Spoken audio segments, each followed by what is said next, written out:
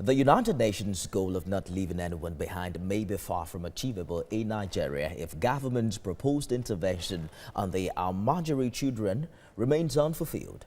The Al-majirin Child Rights Initiative and Al-majirin Child Rights Advocate is demanding government's action towards the sustainable development goals that affect the Al-majirin child. Moyo Thomas has details. The 25th September marks the launch of Al-majirin Child Goals. It is a reminder for accountability on the part of government and individuals alike, especially on needed reforms that will impact and bring social inclusion to over 9 million children that are Al-majirins.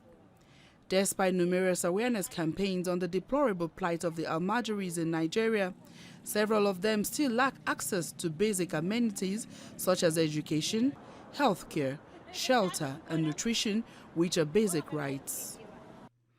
Out of the about 13 million out-of-school children, the Al-majirin children make up more than half of this figure. Despite government's promises to end the out-of-school dilemma in the country, provision of basic education to Al-majirin children is still a tall order. We believe that as a people and as a community, we have a responsibility to touch the life of these children, and also to call on the government and all stakeholders responsible to make sure that these Al-majirin children, they deserve better life like any other children. We are here to talk about the action government needs to take about the Al-majirin children, to take them off from the street.